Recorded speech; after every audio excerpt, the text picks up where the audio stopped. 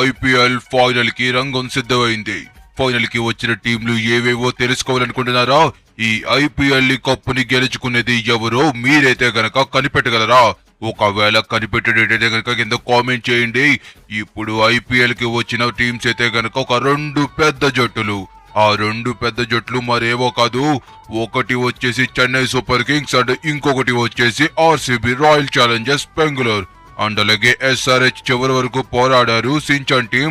But కాకపోతే వాళ్ళైతే గనక సెమీఫైనల్స్ లో బయటకు వెళ్ళిపోవాల్సి వచ్చింది. ఇంకా ముంబై ఇండియన్స్ కూడా పోరాడారు, కాకపోతే వాళ్ళు కూడా క్వాలిఫైర్ వాళ్ళు వెళ్ళిపోయారు.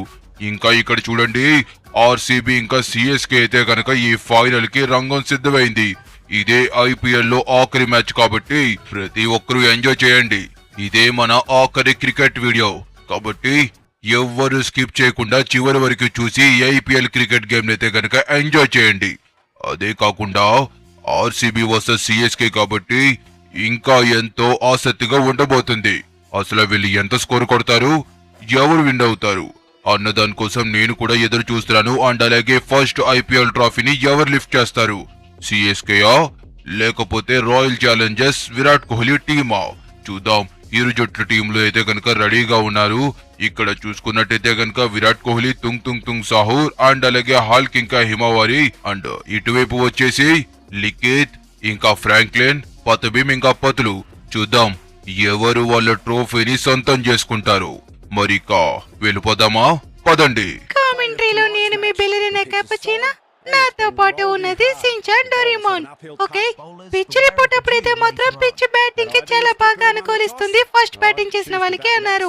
మరి టాస్ గెలిచిన వాళ్ళు ఏం తీసుకుంటారో చూద్దాం, ఆగండి.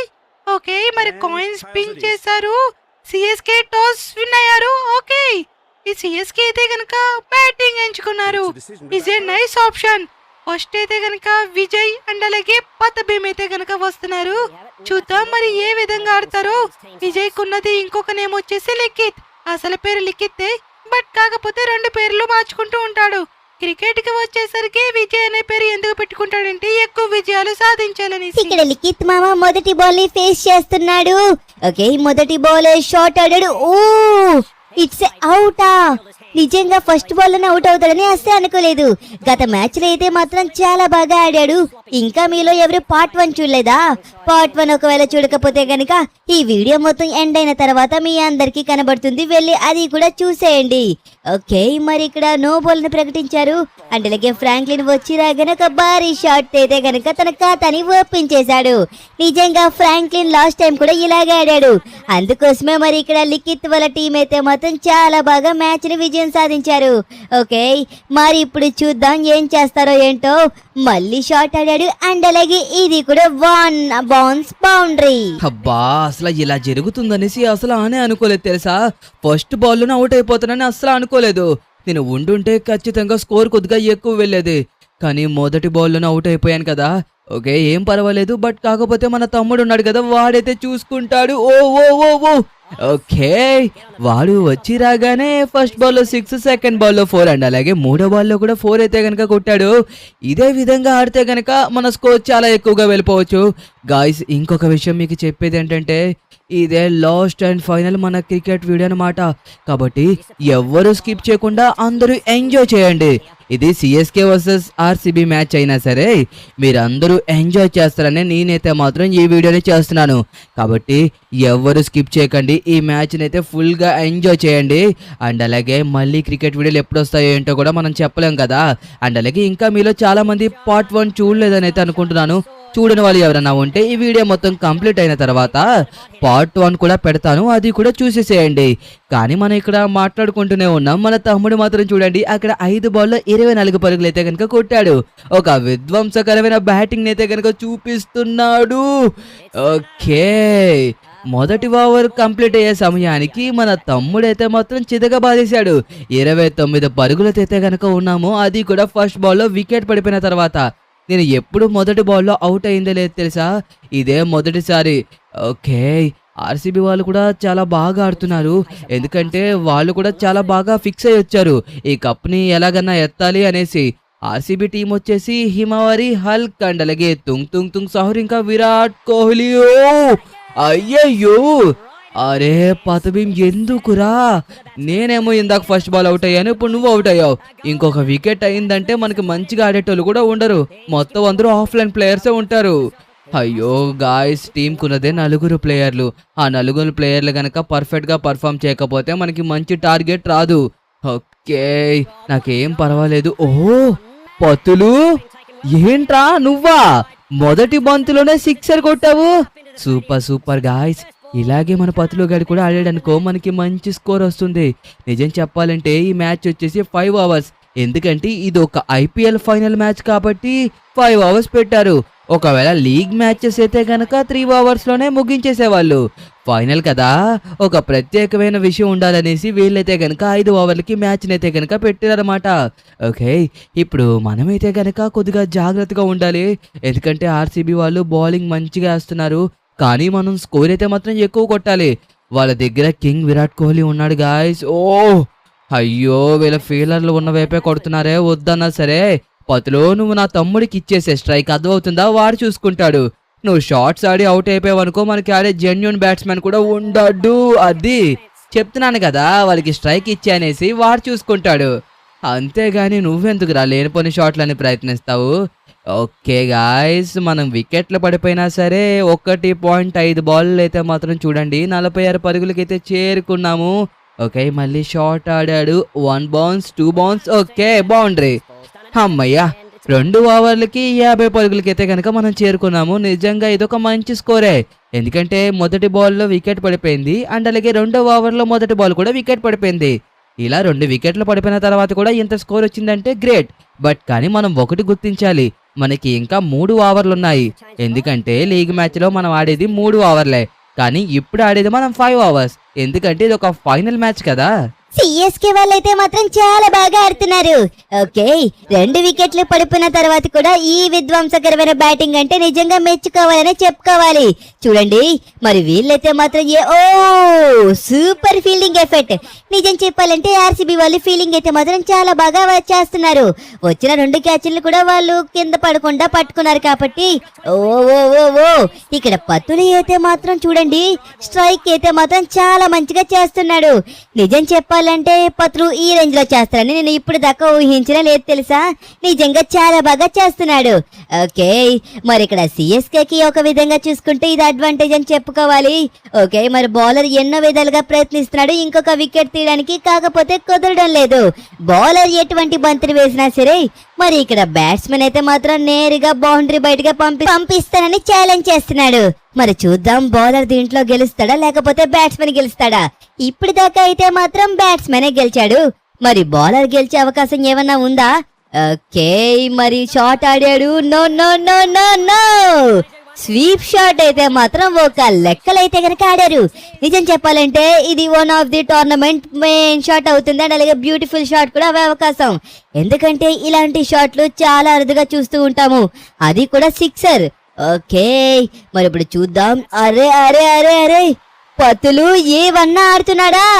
నిజంగా పతులు ఇంత బాగా ఆడతాడని ఇప్పుడు దాకా ఎవరు అనుకోలేదు. పతుని యాక్చువల్ గా చెప్పాలంటే తీసుకోవాలా తీసుకోవద్దా అనేసి సిఎస్కే టీం ఆలోచించింది, కానీ ఇప్పుడు వాళ్ళ టీం గెలిచిందంటే గనక దానికి మెయిన్ రీజన్ పతులు కూడా అయ్యే అవకాశం. ఎందుకంటే మొదటి 2 బాల్ దాట్లాడిన తర్వాత 6 అండ్ అలాగే 4 అయితే గనక కొట్టాడు. నిజం చెప్పాలంటే 22 పరుగులు అయితే గనక వచ్చాయి.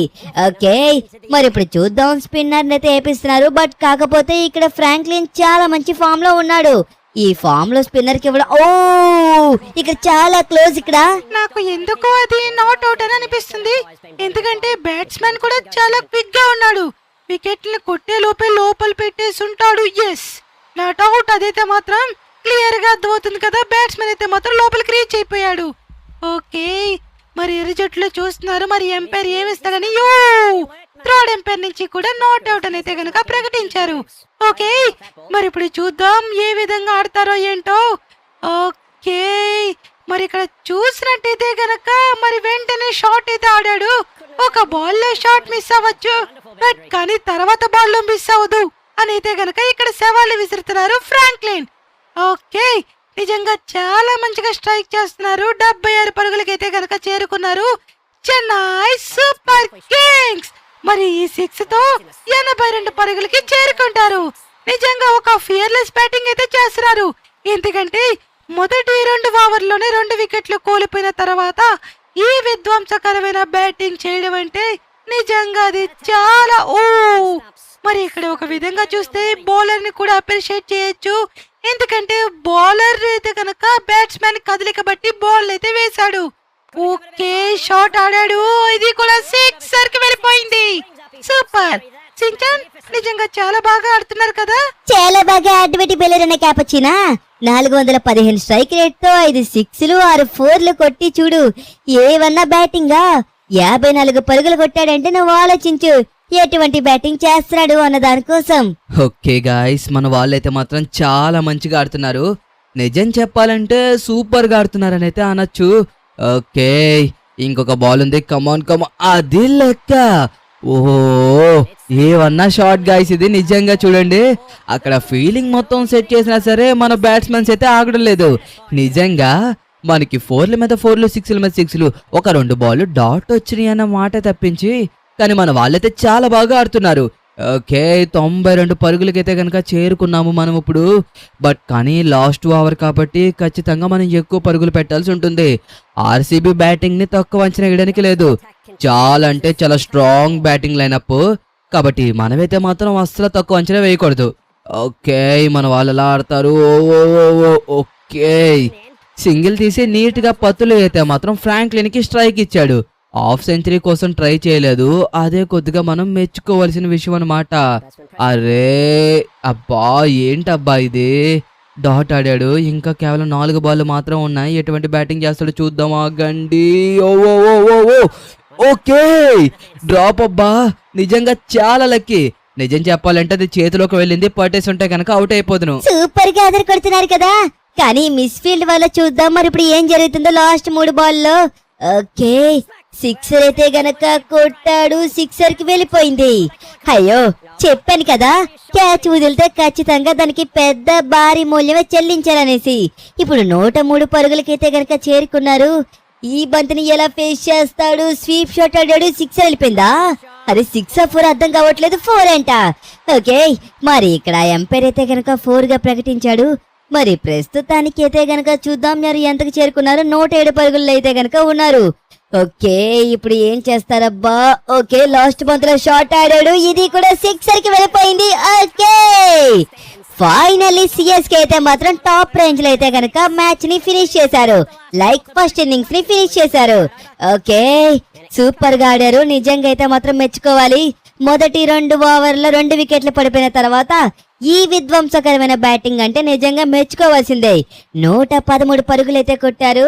ఓకే, మరి ఇప్పుడు ఆర్సీబీ గనక మ్యాచ్ గెలవాలంటే 114 పరుగులు కొడితే అయితే గనక విన్నర్ అవుతారు. చూద్దాం మరి అవుతారో లేదో. ఆర్సీబీకి స్ట్రాంగ్ బ్యాటింగ్ అయినా పుండ్రసించానా. విరాట్ కోహ్లీ తుంగ్ సహల్ క్లిక్ అయితే చాలు చాలా రన్స్ వస్తాయి. అప్పుడు ఆపడం కూడా చాలా కష్టం. కానీ వికెట్ పడకుండా చూసుకుంటే సరిపోతుంది. లాస్ట్ లో ఇంకా ఫ్రీగా బ్యాటింగ్ చేయొచ్చు. ఓకే, మరేం జరుగుతుంది ఇక్కడ. మొదటి బాల్ షాట్ ఆడాడు విరాట్ కోహ్లీ. ఓకే, సించానా, విరాట్ కోహ్లీ కోసం చెప్పాలంటే సించానా, విరాట్ కోహ్లీ చాలా ఫాస్ట్ గా బ్యాటింగ్ చేస్తాడు. నిజం చెప్పాలంటే ఫస్ట్ ఇన్నింగ్స్ కంటే సెకండ్ ఇన్నింగ్స్ లో ఇంకా ఎక్కువ ఫాస్ట్ గా బ్యాటింగ్ చేస్తాడనేసి చాలా మంది చెప్పుకుంటున్నారు. చూద్దాం ఈ రోజు ఎలాంటి బ్యాటింగ్ చేసి మరి ఆర్సీబీని విజయం వైపు నడిపిస్తాడనేసి. అరే మరి షాట్ ఆడాడు, సిక్సర్ కి వెళ్ళిపోయిందా. ఓ, జస్ట్ మిస్ అయింది.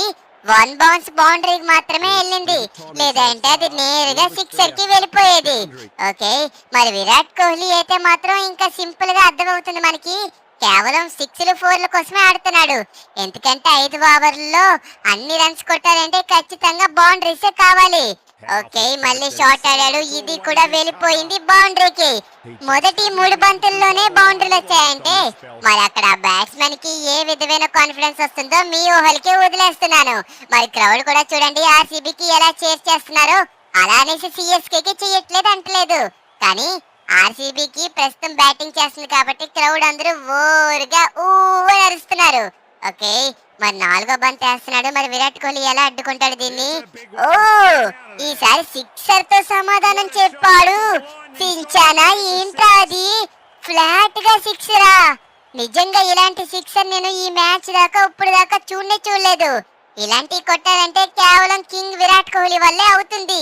మీరే చెప్పండి, కింగ్ విరాట్ కోహ్లీయే కదా ఇలాంటి షాట్లు కొట్టగలడు. ఓ మై గాడ్, చూడండి ఇది కూడా 4 కి తరలించాడు. నేను కూడా అదే అంటున్నాను రా. నిజం చెప్పాలంటే విరాట్ కోహ్లీ ఒక్కడి సెట్ అయితే చాలు, మ్యాచ్ ని సునాయాసంగా విజయం దగ్గరికి తీసుకెళ్లిపోతాడు. ఇప్పటికీ ఏం పోలేదు చూడు, 5 బాల్లోనే 22 పరుగులైతే గనక కొట్టేశాడు. ఆఖరి బంతి ఏం చేస్తాడు? ఓ ఇది కూడా షాట్ ఆడాడు అండ్ ఇది కూడా సిక్సర్ కి వెళ్ళిపోయింది. సూపర్. మరి ఇక్కడ చెన్నై సూపర్ కింగ్స్ కి ఆర్సీబీకి పెద్ద డిఫరెన్స్ అయితే ఏమీ లేదు. మొదటి ఓవర్ గడిచే సమయానికి సిఎస్కే అయితే 29 పరుగుల్లో ఉంటే మరి ఇక్కడ ఆర్సీబీ అయితే మాత్రం 28 పరుగుల్లో అయితే గనక ఉన్నారు. యాక్చువల్ గా చెప్పాలంటే ఒక నో బాల్ వేయడం వల్ల ఎక్స్ట్రా రన్ సిఎస్కే అయితే గనక వచ్చింది. లేకపోతే రెండు టీంలు సేమ్ టు సేమ్ ఉన్నారన్నమాట. ఓకే, మరి ఇప్పుడు చూద్దాం మరి ఎలా ఆడతాడో. మరి తుంగ్ సాహుర్ అయితే మాత్రం ఓకే షాట్ ఆడాడు, సిక్సర్ కి వెళ్ళిపోయింది అది. ఓ సూపర్. తుంగ్ సహార్ కూడా వచ్చి రాగానే సిక్సర్ కి ఏ విధంగా కొట్టాడో చూడండి. నిజంగా మనం మెచ్చుకోవాలి. మొదటి బంతిలోనే సిక్సర్ కొట్టడం అంటే అది అంత సులభమైన విషయం కాదండి. చాలా స్కిల్ ఉండాలి. అప్పుడు మాత్రమే మొదటి బంతిలో సిక్సర్లు వెళ్తాయి అండ్ అలాగే రెండో బంతికి 4లు వెళ్తాయి. తుంగ్ సహార్ కూడా మెయిన్ ప్లేయర్. ఒకవేళ వీళ్ళలో ఒక్కరు కూడా అవుట్ అవ్వకపోతే ఇక చూసుకోండి, ఈ ఫైనల్లో విజయం సాధించేదైతే మాత్రం ఆర్సీబీనే. 100% రాసి పెట్టుకోండి. వికెట్ తీయలేకపోతే ఆర్సీబీ విజయం సాధిస్తుంది. అండ్ అలాగే చూడండి, తుంగ్ సహూర్ అయితే మాత్రం ఇక్కడ ఒక విధ్వంసకరమైన రేంజ్ లో బ్యాటింగ్ ని చేస్తున్నాడు. కామెంటరీలో మీ డోరీమాను, అరే సించానా ఏంట్రా సించానా, తుంగ్ సహూర్ అలా కొడుతున్నాడు. 3 బాల్లోనే 16 పరుగులు కొట్టాడా? అరే నో బాల్ కూడా రా ఇది. వామ్మోయ్. ఒకవేళ ఆర్సీబీ గనక మ్యాచ్ గెలిచిందంటే ఇదే వాళ్ళకి కీలకమైన ఓవర్. ఎందుకంటే చూడు, 3 బంతుల్లోనే 21 పరుగులు వచ్చినాయి నో బాల్ తో కలిపి. ఓకే, మరి ఇక్కడ చూడండి, సిఎస్కే అయితే ఏం చేయాలో అర్థం కావట్లేదు. ఎంతగానో ట్రై చేస్తున్నారు వికెట్ కోసం. ఎక్స్ట్రాగా ట్రై చేయడం వల్ల చూడండి అక్కడ నో బాల్ కూడా వెళ్ళింది. కానీ మరి ఇక్కడ క్లియర్ గా అర్థమవుతుంది ఆర్సీబీ బ్యాటర్స్ నుంచి అయితే మాత్రం ఒకటే బాధుడు మీద బాధుడు. అసలు ఎక్కడ ఎవ్వరు తగ్గేదే లేదు అని చెప్పేసి అయితే గనక అంటున్నారు. ఓకే, చూద్దాం సించానా. నాకైతే మాత్రం ఈ బాల్ కూడా సిక్సర్ కి వెళ్ళిపోతుంది అనిపిస్తుంది. వెళ్ళిపోయింది. అక్కడ ఫెయిలర్ ఉన్నా సరే సించానా చూడు ఏ విధంగా సిక్సర్ కి వెళ్ళిపోయిందో. సూపర్ గా ఆడుతున్నాడు. తుంగ్ సాహూర్ అయితే విరాట్ కోహ్లీ కంటే ఫాస్ట్ ఆడుతున్నాడు. 6 బంతుల్లో 30 పరుగుల. ఏవన్నా కొడుతున్నాడు స్వామి, ఇది కూడా 4 కి వెళ్ళిపోయింది. వామ్మోయ్, ఈ ఓవర్ 4లు 6లు సించానా. నాకింక అర్థమైపోయింది ఆర్సీబీదే కప్పు. కామెంటరీలో నేను మీ బెల్లెరిన క్యాపచినా. ఒకవేళ సిఎస్కే ఇప్పుడు మ్యాచ్ గెలవాలంటే చాలా కష్టం. ఎందుకంటే ప్రెసెంట్ రన్ రేట్ అయితే మాత్రం 31 మీద వెళ్తుంది. ఈ టైంలో సిఎస్కే మ్యాచ్ గెలవాలంటే ఖచ్చితంగా ఒక 2 వికెట్లని తీసుకోవాలి. అప్పుడు మాత్రమే సిఎస్కే దీంట్లో గెలిచడానికి అవకాశం ఉంటుంది. కానీ ఇక్కడ చూడండి, నో బాల్ మీద నో బాల్ వేస్తున్నారు. ఇదే సిఎస్కే అయితే మాత్రం చాలా డిసడ్వాంటేజ్ అవబోతుంది. చూడండి, ఇందాక ఓవర్ లో ఒక నో బాల్, ఈ ఓవర్ లో ఒక నో బాల్. అండ్ అలాగే ఈ బాల్ చాలా మంచిగా వేశాడు, క్యాచ్ కూడా వెళ్ళింది. కాకపోతే అది నో బాల్ అవడం వల్ల అయితే మాత్రం చూడండి క్యాచ్ కూడా రాలేదు. నిజం చెప్పాలంటే వీళ్ళు ఏం ఆడుతున్నారో అర్థం కావట్లేదు. చూడండి, ఇది కూడా క్యాచ్ నేరుగా ఫీల్డర్ చేతిలోకి వెళ్ళింది. కానీ ఫ్రీ హిట్ ఆన్ లో ఉంది కదా, మరి అలాంటప్పుడు బ్యాట్స్మెన్ కూడా చాలా అంటే చాలా ధైర్యంగా బ్యాటింగ్ చేస్తాడు. ఓకే, ఇప్పుడు విరాట్ కోహ్లీ స్ట్రైక్ లోకి వచ్చాడు, షాట్ ఆడాడు, క్యాచ్ అంటున్నారు. ఓ మరి ఇక్కడ ఫీలింగ్ అయితే చాలా బాగా సెట్ చేశారు. చూడండి, ఒక్కొక్కరికి ఒక్కొక్క ఫీలింగ్ అయితే పెట్టడం లేదు. తుంగ్ సాహూర్ కి విరాట్ కోహ్లీకి సేమ్ ఫీలింగ్ పెట్టి బౌలింగ్ కూడా సేమ్ గా వేస్తున్నారు. ఓకే, ఇక్కడ క్యాచ్ అండ్ కాల్. మరి మొదటి బ్రేక్ త్రూ అయితే వచ్చింది. ఈ ఓవర్లు అయితే చూసాం మనం, ఒక 6-4 కూడా కొట్టలేకపోయారు, స్ట్రగుల్ అయ్యారు. ఎందుకంటే ఎగ్జాక్ట్ గా ఫెయిలర్ ని పెట్టి వాళ్ళతో పుల్ షాట్ అయితే గనక ఆడించారు.